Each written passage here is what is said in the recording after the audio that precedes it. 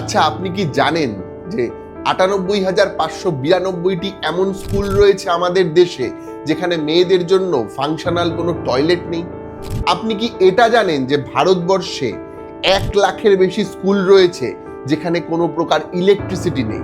আর এটা কোনো বিরোধী দলের মত নয়, বরং কেন্দ্রীয় সরকারের নীতি আয়োগের রিপোর্ট। গত ৭ই মে ওই রিপোর্ট আরও জানিয়েছে যে ৬১,৫৪০টি স্কুলে কোনো রকম ব্যবহারযোগ্য শৌচালয় নেই।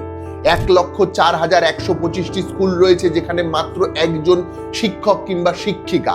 আমরা যখন রোজ নিজেদের মধ্যে ধর্ম নিয়ে লড়াই করে চলেছি, রাজনীতিকে নামিয়ে এনেছি শওকত মোল্লার মাছ চুরির গানে, তখন এই দেশের আসল রাজনীতির ইস্যুগুলো ভুলিয়ে দিচ্ছে মেইনস্ট্রিম মিডিয়া। আজও ভারত তার মোট জিডিপির ৪.৬% মাত্র শিক্ষা খাতে ব্যয় করে। তাই দেশের বিরাট অংশের সরকারি স্কুলে এই বিভৎস গরমেও ফ্যান কাজ করে না। ২০২৬ সালে দাঁড়িয়ে ১৪,৫০০ স্কুল রয়েছে যেখানে কোনো প্রকার পানীয় জল নেই। রিপোর্ট জানাচ্ছে ঝাড়খণ্ড, গুজরাট এবং জম্মু কাশ্মীরের পারফরমেন্স ভীষণ খারাপ। উল্টো দিকে পাঞ্জাব, হিমাচল প্রদেশ, উড়িষ্যা, মহারাষ্ট্র এবং রাজস্থানে তুলনামূলকভাবে সরকারি স্কুলের পরিকাঠামো ভালো আছে।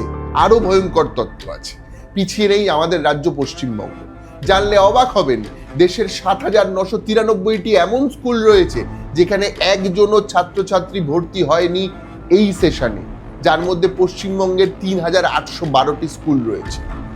যোগী আদিত্যনাথ ক্ষমতায় আসার পর উত্তরপ্রদেশ বারংবার আলোচনায় উঠে এসেছে। সেখানে স্কুল ড্রপ আউট কত জানেন? ৩%। আর বিহারে সেটা ৯.৩%। এক শ্রেণীর সংবাদ মাধ্যম এবং তৃণমূলের মতো রাজনৈতিক দল রাজনীতিকে ছ্যাবলামিতে পরিণত করেছে গত কয়েক বছর ধরে।